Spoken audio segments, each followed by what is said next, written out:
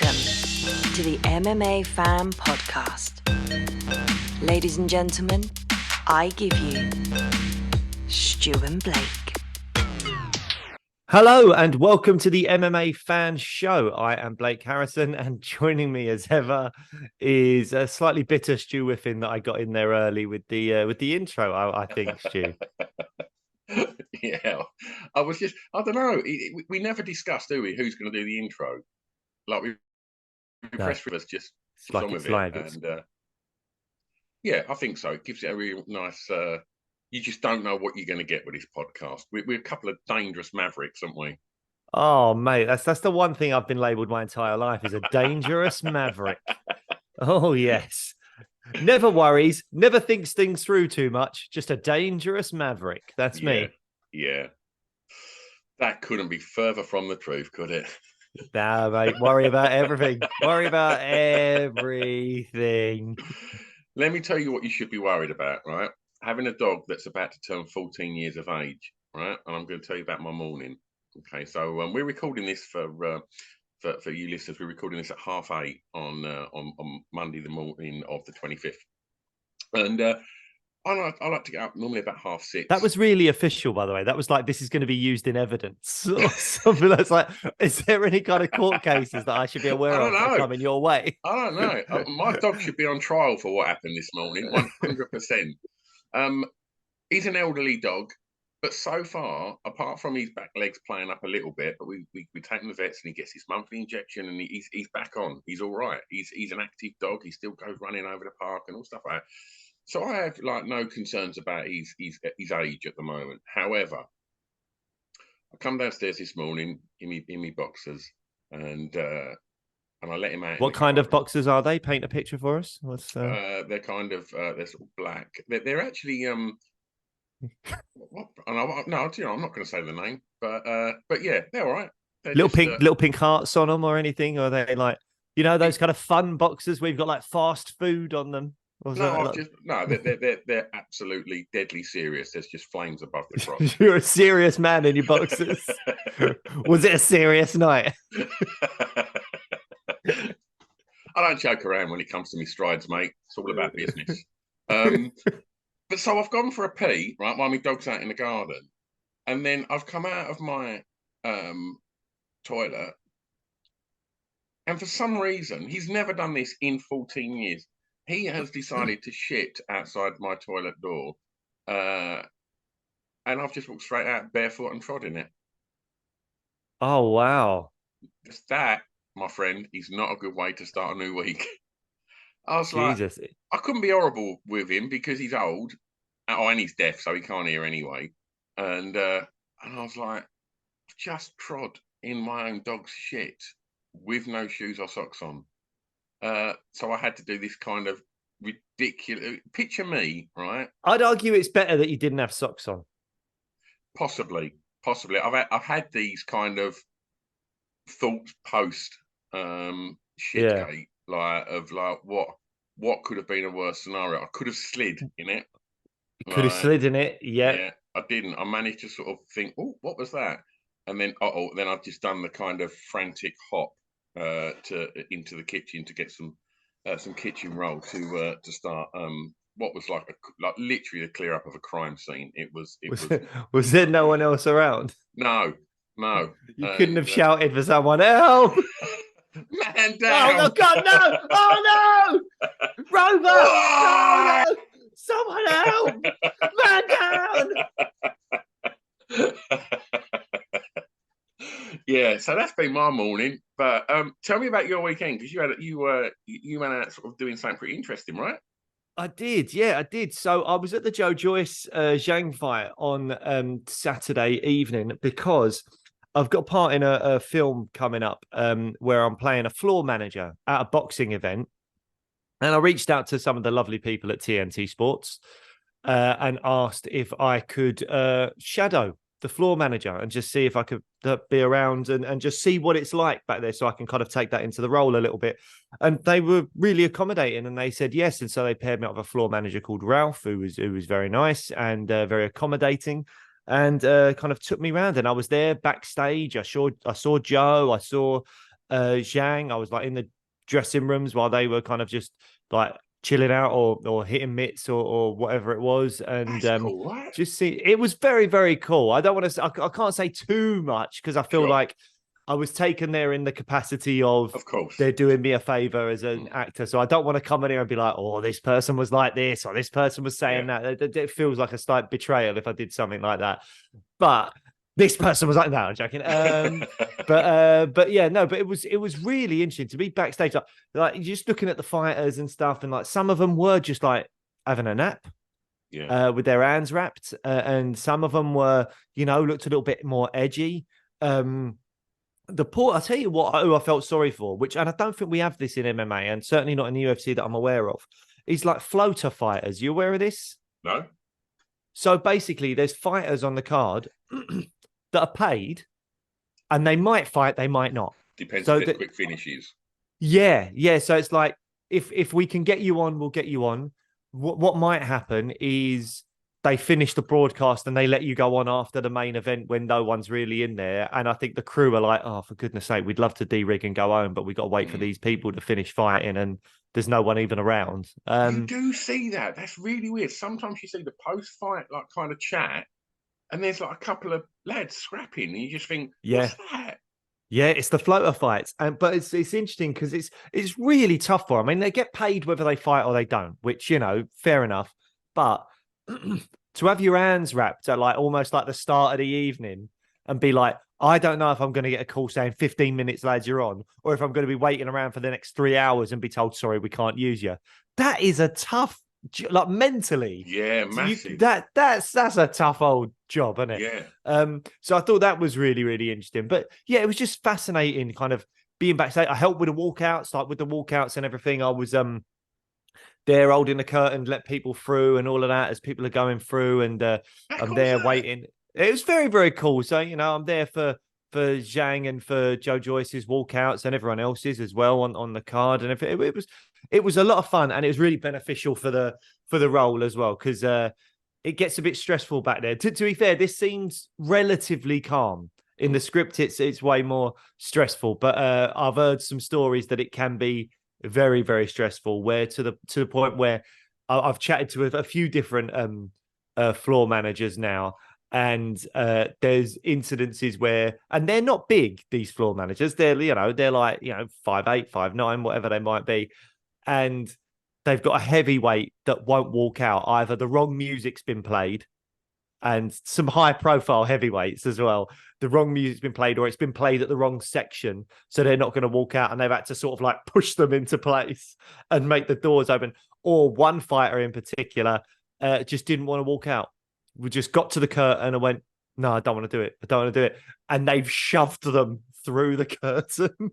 And apparently some of them need it. Some of them need that moment to be thrust out there to go, oh God, no, I have to do this. I have to do this. And but I mean, these little floor managers just shoving heavyweight champions and boxers and stuff through the curtains. I mean, it's not a job I'd want to do in real life. I can tell you that much. Nah. Oh man.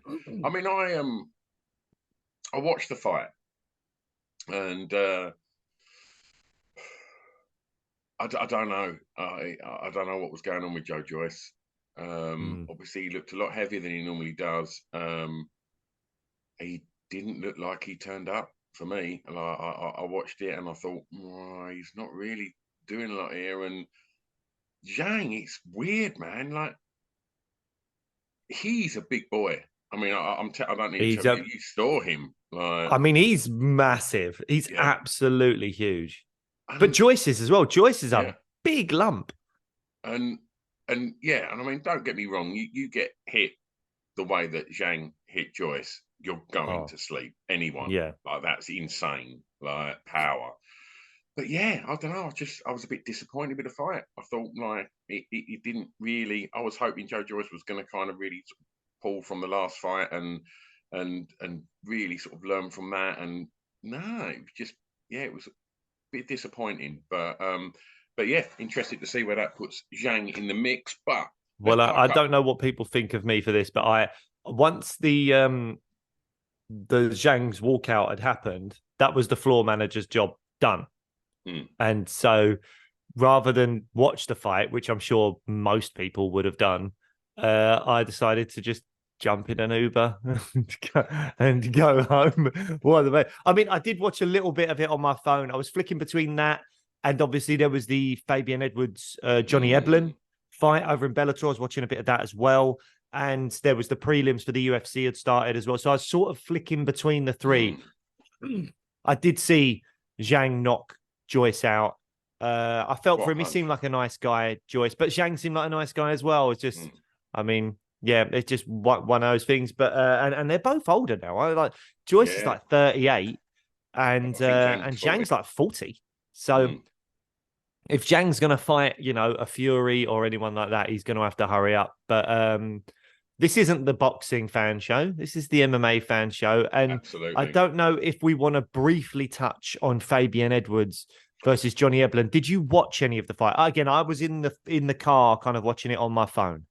Oh, I thought you watched it Friday night.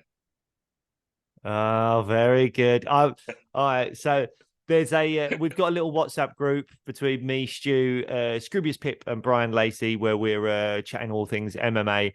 And I sent an annoyed message on the group on Friday night, being like, "Oh, what's going on, Viaplayer? Why ain't they good? I can't find it anywhere. Like, I've gone into the sports section. I've gone live. It's not. I can't find it. Can't find Bellator anywhere. It's so annoying." And then someone just came back being like, "Yes, it's tomorrow night, mate." And I was like, "Oh yeah, no, iPlayer are doing a wonderful job. Well done, BBC iPlayer." for doing for putting on the content when it's actually on rather than the day before, because that wouldn't work. Yes, I've not actually watched the fight. I've seen the finish. I went down to see my brother-in-law at the weekend in Norfolk. He's a huge boxing fan, so we had the Joyce fight on, and so I didn't get to watch the Edwards fight, but I did go online in the morning and watch the outcome. Weren't a good night for Fabian. No, it seemed like it didn't start off too bad. I felt like he stuffed a couple of takedowns, or like was up against the fence, got it back. Cut Eblen nasty on the break with an elbow, like really great elbow, cut him on the break. And it was a bad cut, it looked like as well. There was a bit of animosity before the fight. It seemed that the face-off, there was some words and it was a bit of animosity there. And then in that second round, Eblen just sort of, it's always so difficult. When you're an elite level wrestler, it seems like you've just got that ace up your sleeve. Because if you can strike a little bit as well, the striker that's opposite you is so worried about the takedowns, they're not worried about your hands. And I feel like that's what happened. And Eblen caught him with a big right and sat him down on his ass and then followed him down to the ground. And Fabian looked with it. He got clipped, but he was okay. It's like a flash knockdown type thing, was with it. And then the ground and pound, there was a moment where his elbow just bounced his head off the mat and he was just out. You could see in the eyes. He took a couple of shots after he was knocked out, I think. And it was a bad one. But then Eblen got up and the ref had a bit of a job getting him away. It wasn't like a normal stoppage. I mean, it wasn't terrible, but it was like he sort of had to push Eblen off him a little bit more than I would have liked. And then Eblen was like leaning over the ref, shouting abuse down at Fabian Edwards while he's just knocked out. And obviously, Fabian's got quite a brother that's a half decent fighter in Leon Edwards. And I've seen a fraction of this. I've seen. Yeah, he came into the octagon. Yeah. So and he was having a massive. Well, because Eblen, to be fair to him, I'm on Leon's side. Like, I think, especially, it's not just a regular training partner. That's your brother. That is your brother. You've seen him get viciously knocked out, which must be hard anyway. And then on top of that, the guy that did it is shouting abuse over him, like leaning over him. And if the ref's not there, it's like he'd be on top of him. And then after that, he was like just celebrating in a way I suppose you expect that you would. But Leon came in and was, I think, wanted to go for Eblen, to be honest. And Eblen was sort of pointing at him and saying some stuff back to him. I think Eblen's come out afterwards and said, emotions were running high. I walked over to them after I'd calmed down a little bit and I like slightly apologized or, said emotions got the better of me, whatever. So I don't think there's a big beef there. It's squash. Eblen even said he hates Colby Covington and he hoped Leon smashes him, as we all do. But we're worried about that melt curse. But yeah, Yeah, I think it got a little bit tasty for a second, but I think it was nothing that can't be. Well, it has. It's been squashed. It's been squashed, but it was a brutal kind of ground and pound knockout. It must have been horrible for Leon to see that. Yeah. I hope Fabian is okay, but Johnny Eblen's looking good, man. And with the state of the UFC middleweight division at the moment, I think Bellator have got a real argument to say that they've got the best middleweight in the world at the moment. I mean, a lot of people say, "What? He's only like."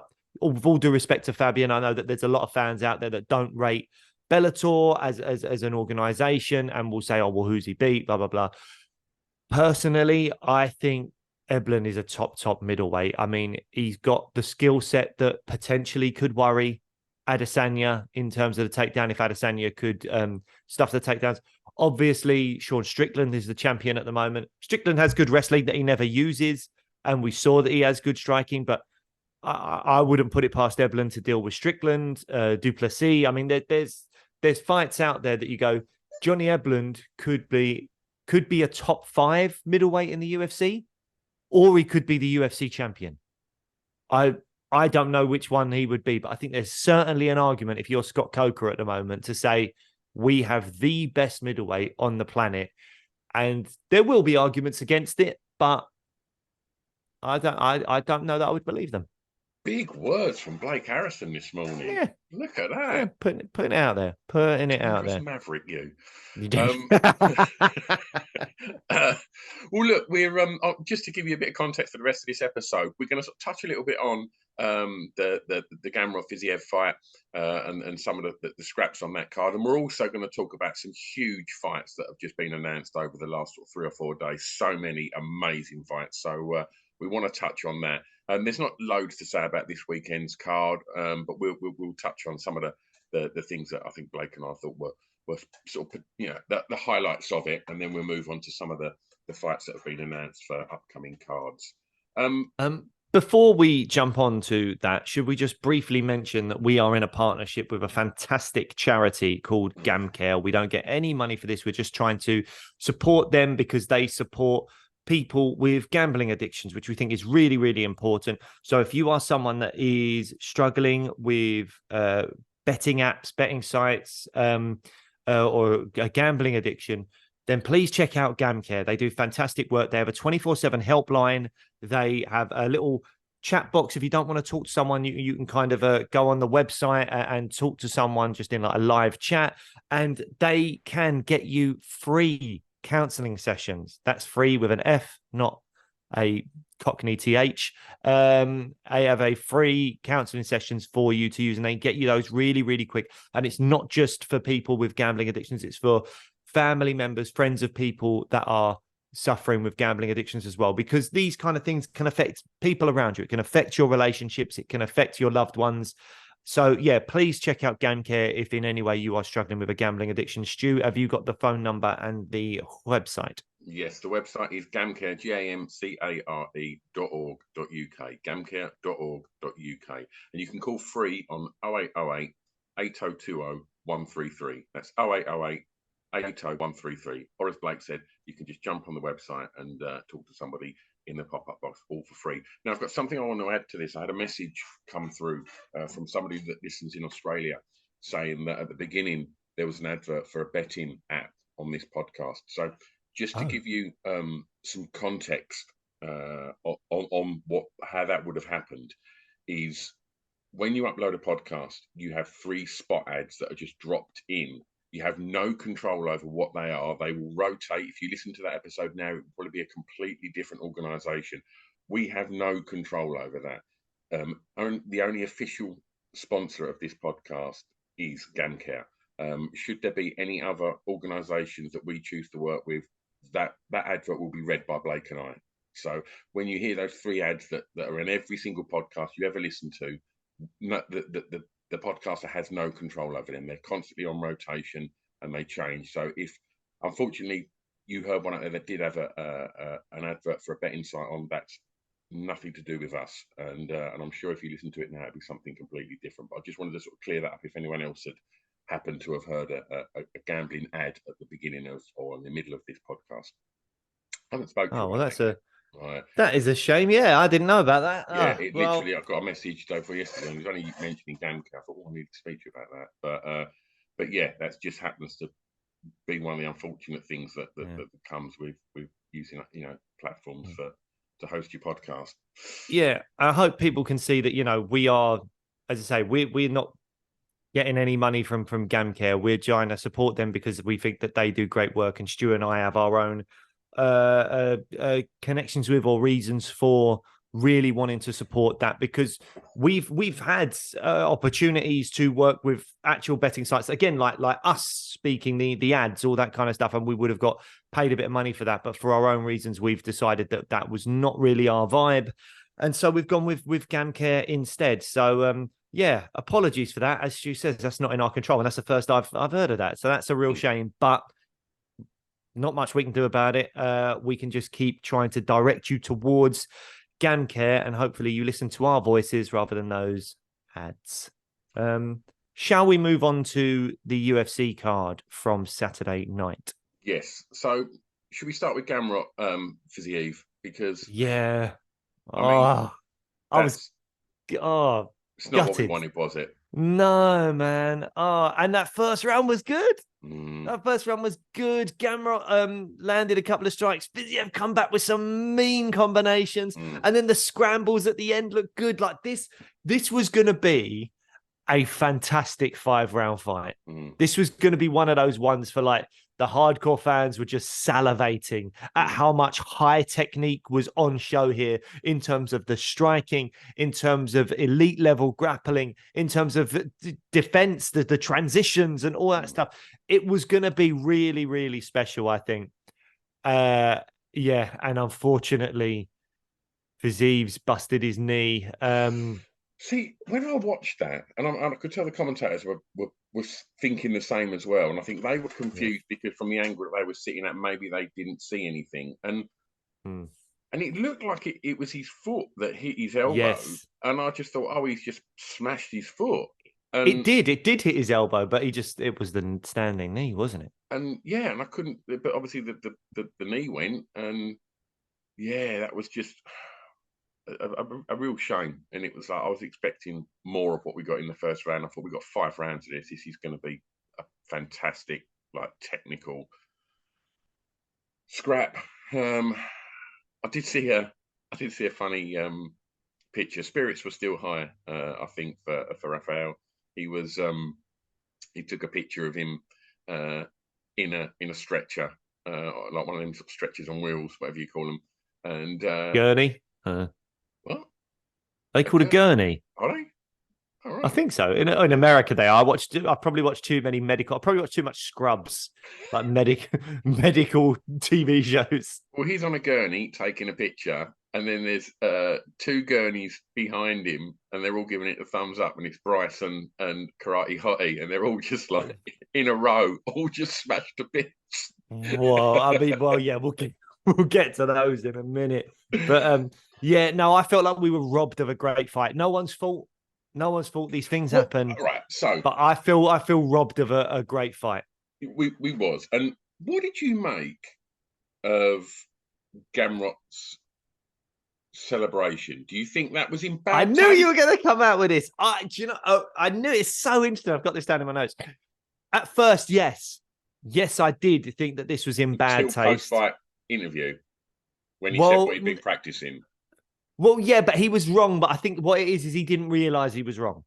So he spoke, didn't he, about how he thought a lot of kicks would be coming his way. So he was going to block them in a certain way to try and cause damage to the kicks and prevent the kicks.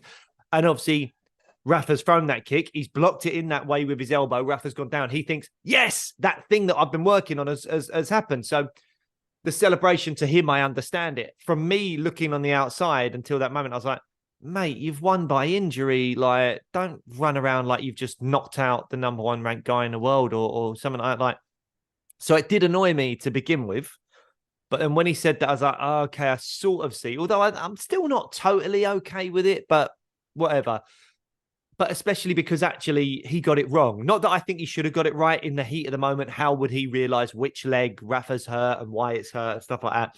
But obviously he was wrong to think that what he did caused the injury, because actually it was Rafa's standing leg in the knee that obviously messed up. Maybe he had a slight niggle or an injury going into the fight, but it was his standing leg that went for an under in the left leg. Nothing to do with Gamrot's blocking of that strike. So yeah, I wasn't overly keen on it, but I can sort of understand it in hindsight. How do you feel about it? Much the same, really. I mean, don't get me wrong. As you alluded to with the Johnny Evelyn fight, it's like emotions are running high.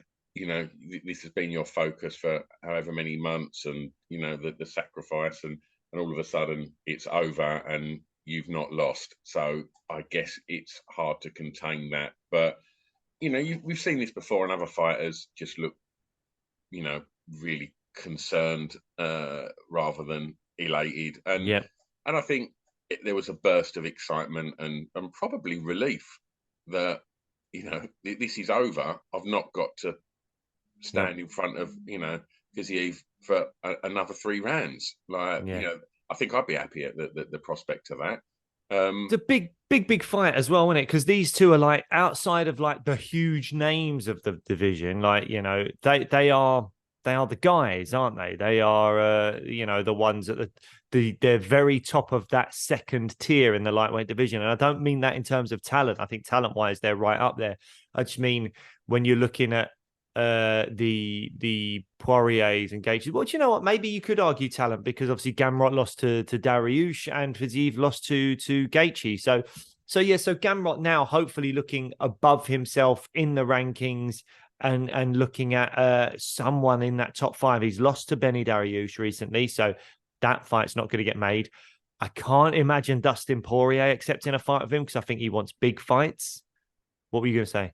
Just quickly on Dustin Poirier, just a quick plug for next week's episode. We did get to chat to Chris Duncan, UFC fighter from Scotland, and he's been sparring with Dustin and Jorge Masvidal, and so we get a real kind of behind the curtain look at what he's been up to, fighting with these sort of legends in his camps and stuff. And it's a great episode. We recorded it last week. And that's coming next week. So just you saying Dustin Poirier reminded me just to get a plug in for next week's episode with Chris Duncan. But yeah, go on. Sorry. So Absolutely, they're not quite in that sort of elite top sort of sector of the top 10 yet. You know, I think they're both. I mean, sort of Fiziev's obviously had his go at that, and it didn't end the way he wanted. Yeah. So I don't know. Well, they're definitely top 10. They're just not 100%. top 5. But it's like, as I say, we're looking at the rankings. Obviously, Makhachev's champion. He's about to face Oliveira. Gamrot called out Oliveira. I don't know if he just thinks, oh, Oliveira's going to lose, or if he didn't realize that Oliveira's fighting for the belt next. But I think that's a good fight. If that makes a lot of sense. If Oliveira loses, make the Gamrot Oliveira fight. That makes a lot of sense. But Justin Gaethje's the number 1 contender now. He's just going to wait for a title shot. Dustin Poirier is going to probably only be looking for big fights. He's not going to take on a Gamrot. I think it's a world in which he should, out of, you know, meritocracy and doing the right thing for the kind of growth of the sport and how it moves on and all that stuff. Either solidify yourself in that number 3 spot, or you know, get beat by someone who's going to now come and take it. But from a business point of view, if you're Dustin's manager, you're saying wait for another Conor fight, or wait for Nate Diaz to maybe come back to the UFC, something like that, and that big money fight. Benny Dariush beat Gamrot recently. Michael Chandler's obviously still holding out hope for the Conor fight. Will that happen? Won't that happen? I don't know.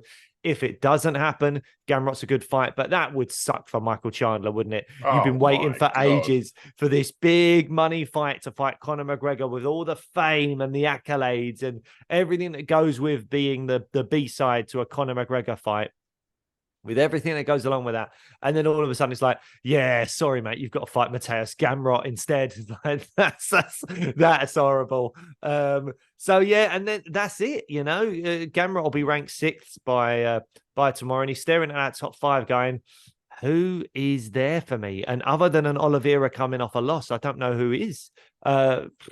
Maybe if Makhachev loses, he could fight Makhachev, but do you give Makhachev an immediate rematch? I don't know.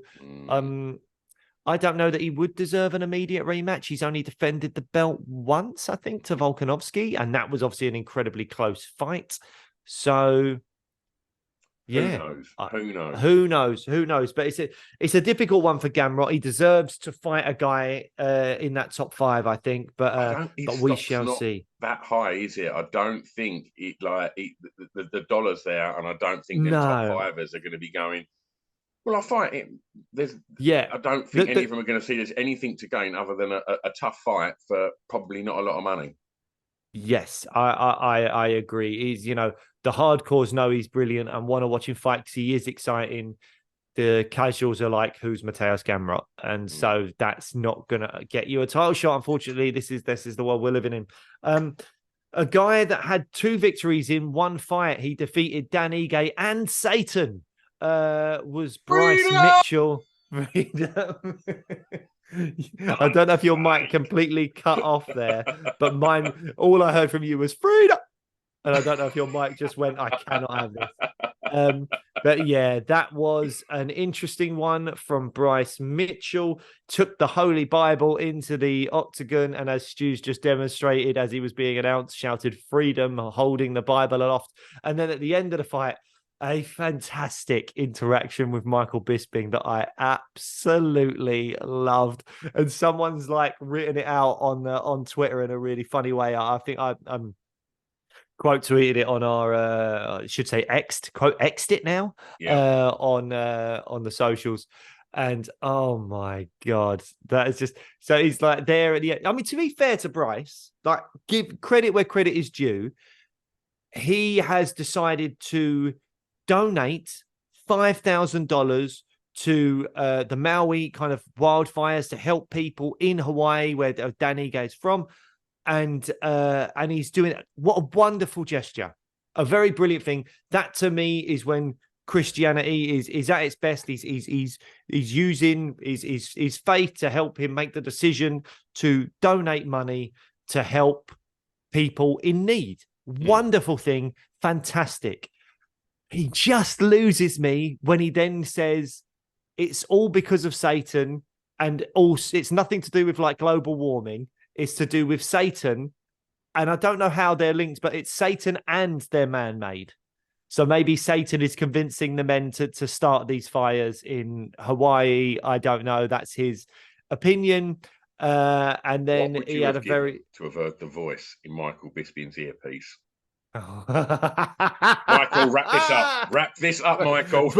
Michael. He's going nuclear, Michael. Get out of there. Get out of there. It was great. Code red. We got a code red. It was really good. They're gonna have to name it a code Bryce. It's like no one does that. It was man-made. Satan is here. Yeah. Oh my god. And then he's like, he's got his arm around Dan, and he's not letting Dan look so awkward. Dan Ige's like, mate, I've just lost a fight. I've not got my other half of my paycheck. Please let me go home. Maybe I want to have a drink or just see my family. Let me go home. And Bryce is there holding on to him like, no, brother, we're going to pray for this nation. And then he's just like, what did he say? Me and Dan are going to lead us in prayer. And then Michael's desperately trying to get away. And then Bryce kind of pulls the mic back. It's like, no, Michael, let me and Dan pray. And Michael just goes, and just walks away. It's great. I absolutely loved it. Like that voice in that earpiece at that point must have been like, Bisping, fuck off now. It was so good. It was so good. I don't know if Mike's come out and spoken about it yet, but I would love to know. I would love to know what happened. Do you know what? Love him or hate him, it's never boring with Bryce Mitchell, is it? It's not, is it? It's not boring. But I have to say, like, he comes out with some stuff. Like, he's very big in his conspiracy theories. He comes out with some stuff that I think is a bit dangerous. And if he's trying to convince people of certain things that are just not true, that worries me. There's also the whole gun law thing over there that concerns me, and he's very pro guns. So yeah, there's that I have an issue with. We'll probably get some YouTube commenters saying we're never watching the show again now because you spoke about Bryce Mitchell, like they did with a certain other middleweight champion of the world when we spoke about him. Look, I have nothing against these people as athletes and as fight. I actually think Bryce Mitchell is one of the most entertaining grapplers in the UFC. Without that. I really enjoy a Bryce Mitchell fight. I really, really do. But the facts are he says stuff that if young people are listening, or if easily influenced people are listening, it's gonna create some people that could potentially do some damage out there. That's just what I feel. And I feel the same way about Sean Strickland. I don't want to go on and on about it, but you can go through social media and find YouTube clips of these people talking, whether it be in Strickland's case about women, about gay people, about different races, and it's not pleasant listening, and it could influence someone to say something similar to someone, and it causes hurt and damage. And so look, I don't want to harp on about it. We've done that before, but but as a fighter, I am a big Bryce Mitchell fan. I think he's an incredibly entertaining grappler. He's just on the wrong side of some other discussions for me to really get invested in him as a human being. But hey, we're talking about him now. Absolutely. We are talking about him. He's getting airtime on this little British MMA podcast because he's a different guy. He's a very divisive character, isn't he? And I'm sure, as we've seen before, the same with Strickland, there's big parts of the MMA community that are all over it. And but we don't necessarily sort of tailor what we say and do and represent to that element. No. So let's park all that up and talk about the fight, because it was a great fight. And it was. I thought Ige looked really good, and I think we saw some of the better striking that we've seen so far from Bryce Mitchell. But I think when he gets his wrestle on, he's really good. And he showed real grit as well, because his eye injury was bad. Fuck me, that was Ige smashed up his eye, and he was still in there. Yeah. And he showed a lot of grit and determination and a lot of heart in there. He was, he must have been fighting with one eye, because there's no way you could see out of that. That was cut. It looked like it was cut below the eye and the eyelid. It looked bleak. Doctors came in a couple of times, didn't they? But he just cracked on with it. And I think there was some question marks over him after the Topuria fight of like, when things get rough for him, can he handle it? And he actually really did. I mean, I can't remember how I scored the fight. I felt the first round was quite a close round.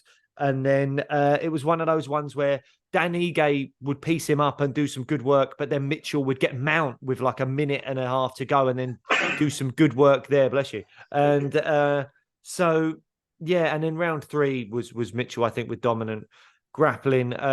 But yeah, I'd say Mitchell's a really, really fun fighter in the cage. Really, really great. And he deserves a big win. I don't know what's next for him. Obviously, he was coming off a loss. Featherweight is absolutely stacked as a division. And he's coming off that loss, but albeit to Topuria, who should be fighting for the belt next. So no shame in that. Bryce Mitchell's ranked 10th. I don't know, man. Maybe a Josh Emmett or someone like that. I don't know if Josh is booked, but someone like that, maybe. Obviously, I'm always looking at Arnold Allen, but I always want Arnold Allen to fight slightly above him in the rankings, but he did lose to Max. But I think Arnold Allen, Brian Ortega would be a fight I'd really like to see. That's the one. I think Arnold would destroy Bryce. Yeah. I think Arnold Allen, Yair Rodriguez would also be an absolutely phenomenal fight. Like, it'd be a great. I reckon that'd be a quality fight. So yeah, I think Arnold really should be fighting someone a bit closer to him. Maybe Bryce Mitchell, Calvin Kattar is a good fight. I don't know if Calvin's back and booked. Should have checked this stuff out beforehand. Sorry, ladies and gents listening. But yeah, I think there's definitely a lot of good options out there for Bryce Mitchell. He's as I say, he's going to be looking ahead of him in the rankings now after defending his position against Ige, who was a couple below him. Yeah, Calvin Kattar still hasn't come back from that knee injury, which was nearly a year ago now. So I don't know if he's going to be coming back soon, but that would make a lot of sense. And Josh Emmett is not booked either. His last loss was Ilia Topuria in June. So could be. Yeah, could be. So there's lots of options. There is lots and lots of options out there for Bryce Mitchell to get a fight ahead of him in the rankings. Now, let's move on to some unbelievable violence from Marina Rodriguez. I mean, Terrifying. talk about toughness. Michelle Waterson, really tough determination, and just how she stayed in there, I do not know, because there was moments in that first round where I think I thought it could have been stopped. The It knees, was the the knees. I just knees, thought the they're elbows in the smashing clinch. her straight on the, in the Oh, middle of her face, and I was just thinking, and she come out of that round smiling, and like she's like hard as fucking nails. Like yes. that to come out in that second round and think, right, I'm gonna try and put it on her, and she did try it, and then it didn't take a lot for Marina Rodriguez to re-establish where she left off, and just absolutely. And once she got her in that mount, then punches again, it was like, oh, just stop this. Like, this is enough. Her face was destroyed. And It was. yeah, I mean, It Marina was. Rodriguez. Marina looked vicious. She looked really, really vicious. She called out Tatiana Suarez as well, who is someone that's probably thinking she's done enough to maybe get a title shot. But if the UFC are deciding they want to go to China and they want to do Yan Jianan versus Zhang Weili, and Yan Jianan is someone that also has earned a title shot, then Suarez versus Rodriguez is a good fight. I think it's a crazy fight for Rodriguez to call for, if I'm perfectly honest, because I think Suarez takes her down and absolutely mauls her. But the Marina Rodriguez we saw last night, if she can get you're watching her. Like you watched what we all saw on Saturday night. I don't think there's anyone in that 115 division that's not thinking, I don't know if I want that. Yeah, Terrifying. maybe. Yeah, I mean, it's terrifying. I mean, look, that was a really phenomenal performance. But Michelle Waterson is not Zhang Weili. Yeah. She is not Tatiana Suarez. Yeah. She, she's not even really like Amanda Lemos or anyone like that. So there's levels to this, but I think it's an interesting call out. It's a risky call out because I mean I don't think Rodriguez is young anymore. She probably thinks if I beat Suarez, I can get a title shot. So shoot for the stars and see what happens. But the chances are, I think she'll be a huge underdog in that fight because I think Suarez's skill set is exactly what Marina does not want to have to deal with, So that would be interesting. But phenomenal performance from Rodriguez. She was lethal with those knees and elbows in the clinch and just incredible stuff. I'm mindful that we've got a lot of fights that we want to talk about that have been announced. Is there much more on this card? Because there was there was a few things. I've seen a lot of stuff being thrown at Cody Brunage about obviously the disqualification due to that. Did you see the elbow on the back of the head?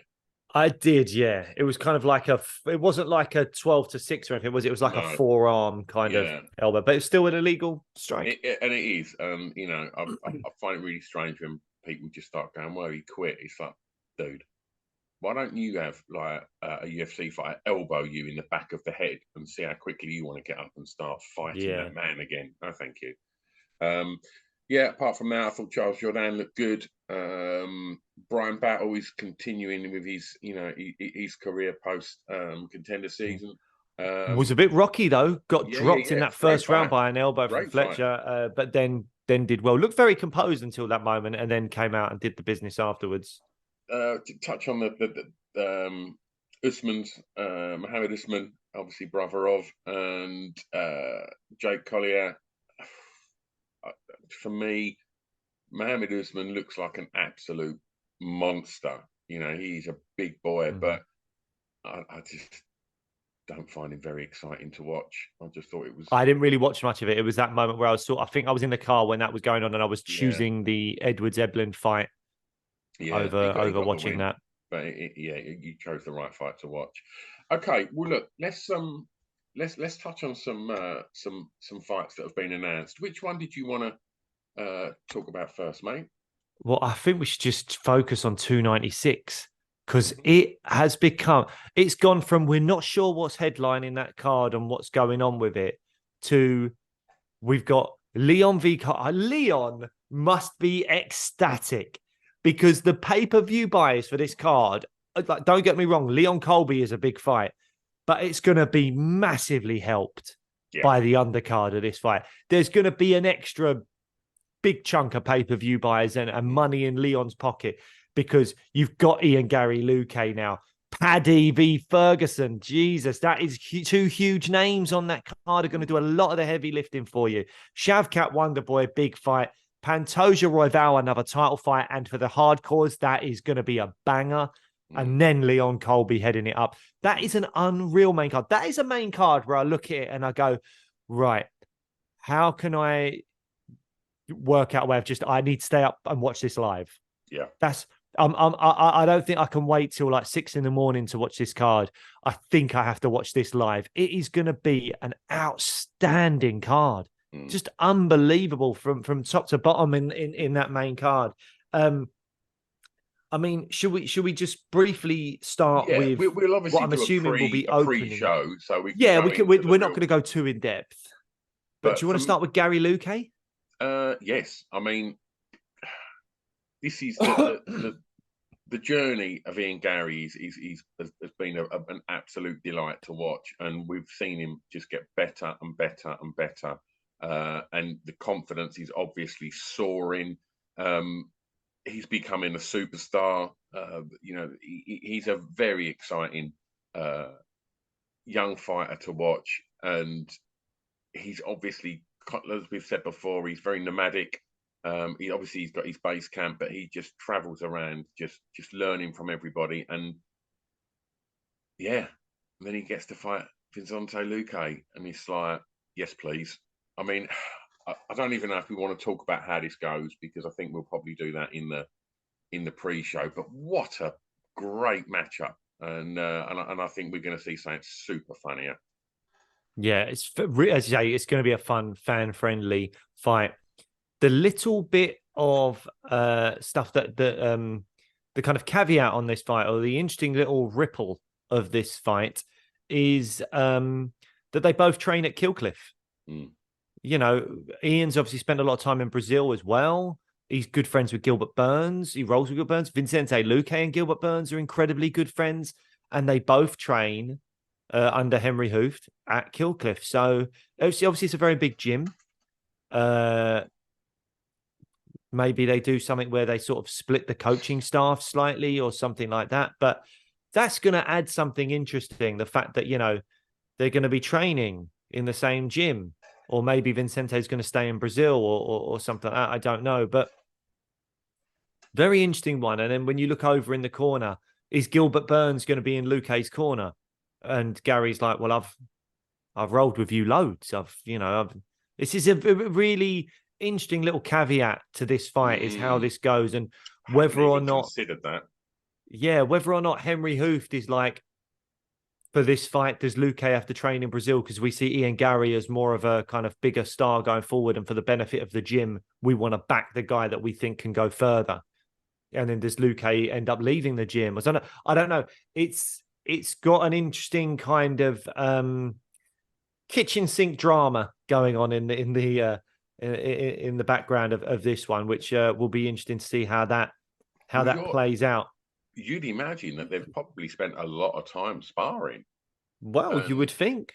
I mean, it is a very big gym, and they train, like Vicente trains in Brazil as well. And Gary, as you said, that nomadic lifestyle. He's been at Renegade in Birmingham. He's been to Brazil and trained there a lot.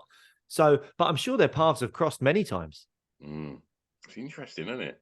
Again, just fans the flames of the story of Ian Gary, that he's just gathering momentum by the day, and I can't wait to see this fight. And I mean, another British fighter that has caused absolute headlines right from from his Cage Warriors days, and we've now seen him become a mega star in the UFC very, very quickly. He's Paddy, and I mean, we've got our thoughts on Tony Ferguson and whether he should have continued to fight. And this is going to become a huge spectacle, because Tony is a very crackers guy when it comes to media and press days and such. And Paddy obviously does not lack charisma and has got plenty to say. So I'm interested to see how this is going to play out in the lead up to it, and whether it's just going to be Paddy being very respectful of the legend that was Tony Ferguson. And I don't know. I mean, is this a good matchup? It's a great matchup, I think, for Paddy. I think that he gets to, he gets to fight an absolute legend. But as we've seen with Tony, them days have gone, and I think it could backfire on Paddy. I don't think it will, because of the hype around Paddy. If he gets a finish of Tony Ferguson, it just carries on the madness around Paddy to Paddy. If Paddy loses to Tony, what does that do to his stock? I don't know. Will the PR, furore just be like, well, Tony's an absolute legend. This was only Paddy's blah blah blah fight in the UFC.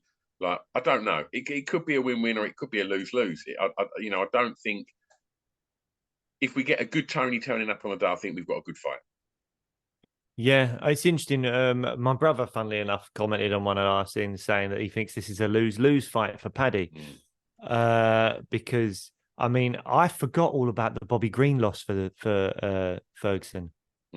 Tony Ferguson is now on a 6-fight losing streak. And a lot of that you can say, well, Justin Gaethje, Charles Oliveira, Beneil Dariush, Michael Chandler. There's no shame in any of those losses. Then you go Nate Diaz and you go, oh, okay. And then you say Bobby Green. And you're like, and don't get me wrong, I respect Bobby Green. He's a very good fighter, but he is not championship material. He is not top 5. I don't think he's really top 10. But no, Paddy's not. So Paddy would argue that he is, and he's going to go and be champion. Yeah, but he's not yet. And a lot of Paddy fans will say that he can be. Yeah, but how old's Paddy? He's not young. Paddy ain't young. It's not like he's got 10 years left in the game or anything. Like, I'm just looking at Paddy. Paddy's 28. Like, Paddy's in his prime.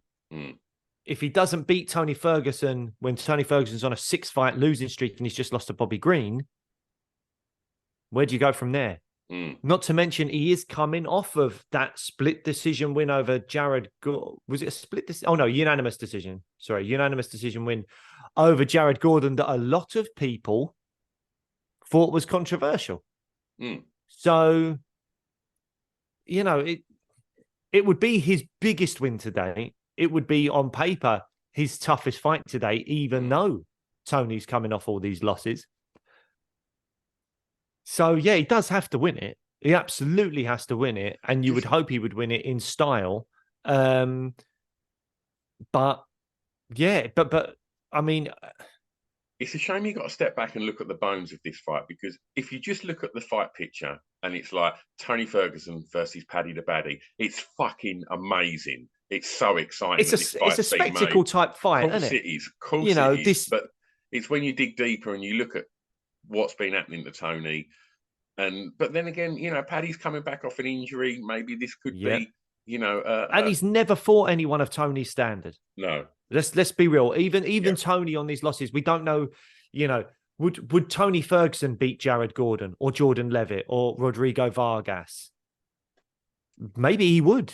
Yeah. Because they're the only, Luigi Vendramini's another one. They're the wins Paddy has in the UFC. None of those guys are top 15 guys. Yeah. Could Tony beat those guys? Maybe. We don't know. And maybe we'll find out a bit more when he fights Paddy. Because if he gives Paddy a really good go, then Tony probably could fight those guys that are in the kind of, I don't know, around the 20 to 30 range, or maybe even lower down than that, maybe, and do well. But it'll be really interesting. Obviously, we're going to be rooting for Paddy, wanting Paddy to do well. But yeah, it's going to be an interesting fight. And I'll tell you what, the build-up could be fun.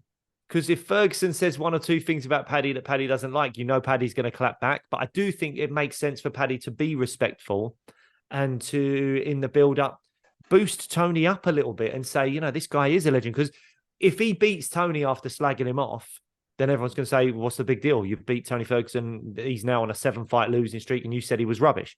So it makes sense for Paddy to talk about Tony's incredible win streak that he was on prior to the loss to Justin Gaethje, and how he should have fought for the belt on a couple of occasions, and how what an amazing legend he is, and how a lot of his losses are just to legends of the sport as well, or at least very, very, very good fighters in the sport. So it would make sense, because then that win might hold up a little bit better in people's eyes. Absolutely. I mean, we should say as well, like, you know, Paddy is very outspoken on some fantastic causes and things that I really am like happy that he uses his platform to shout about. But we don't really see him slagging fighters off. You know, I do think sometimes there's a bit of banter and that, but he's not. You know, he's not somebody that gets personal with fighters and things like that. We've not sort of seen that side of him in the UFC, and I don't. Yeah, I'll be interested to see how the media sort of plays out for this. Yeah. I think Paddy's a respectful dude, and he's fighting Tony Ferguson, and I'm sure Tony Ferguson would have been a massive influence on his career growing up watching Tony in his prime, because you know, he was a legend. Right. What else has been announced? Shavkat Wonderboy, which, I mean, I've not got much to say about it other than poor Wonderboy.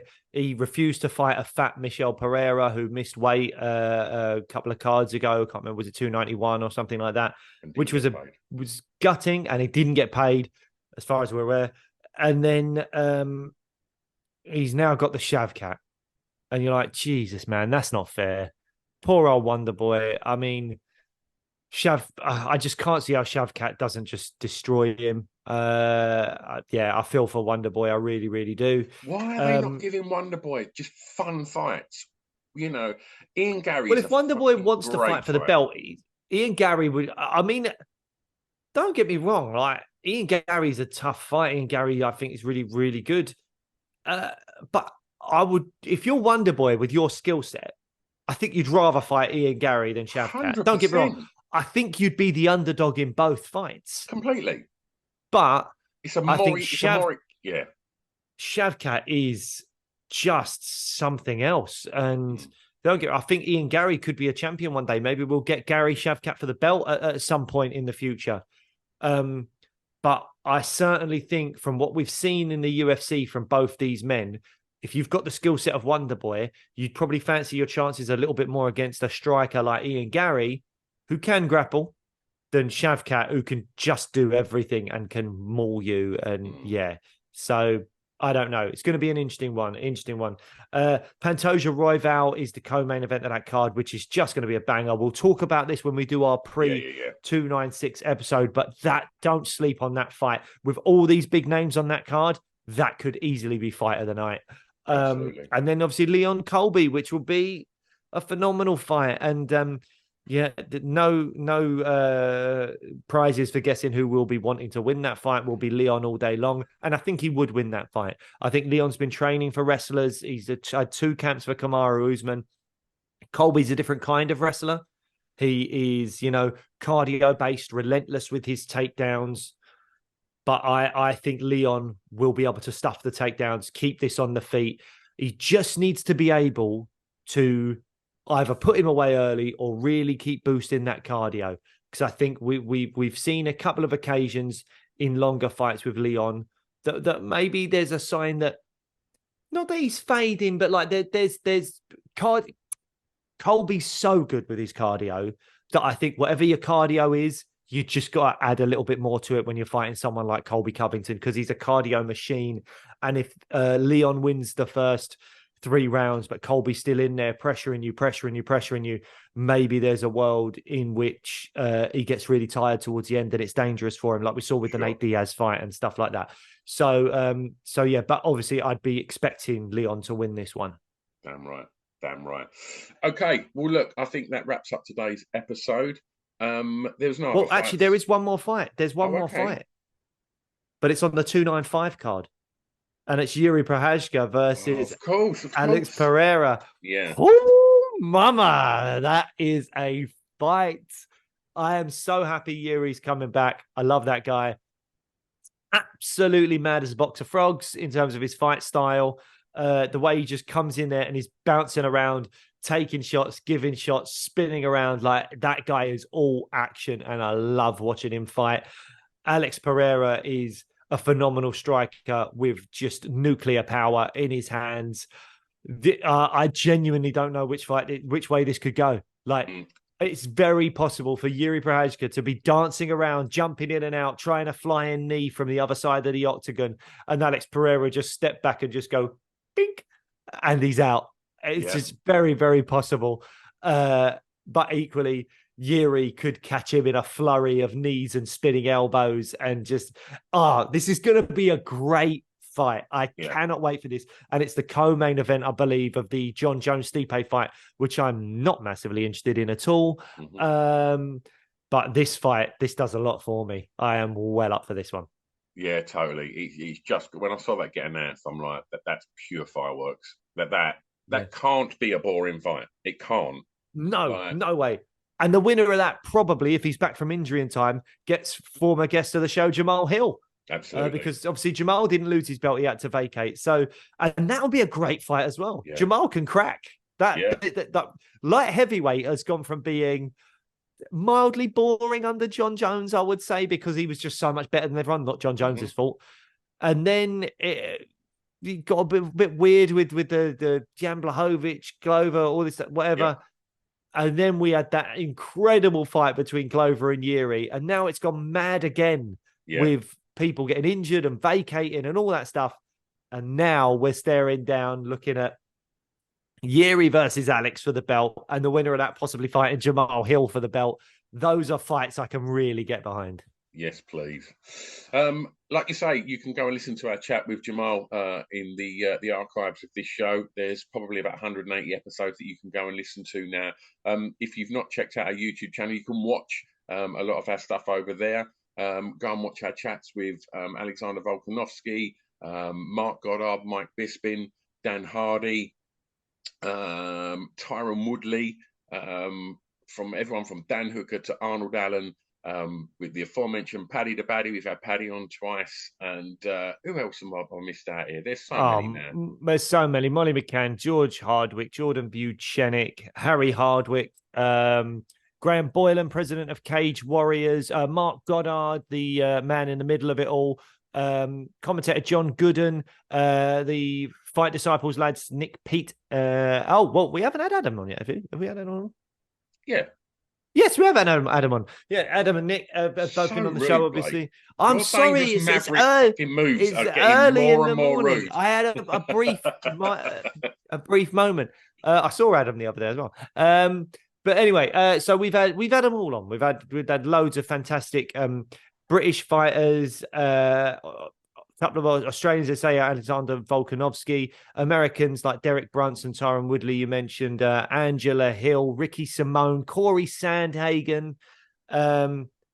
We've had them all, and we've got an episode coming to you soon with Chris Duncan as well, who's over in Miami, as you mentioned, at ATT, training with the likes of Masvidal and Poirier, and all those very, very talented guys. So, and Chris Duncan, we speak about this on the show. Yeah, what a story. What a story. But also had his fight cancelled with Terence McKinney. But we go into all of that on the show. And he had some choice words for Terence as well. So do check out that episode when that's released, either later this week or early next week. Absolutely. And we will see you then. But in the meantime, bye-bye. Bye.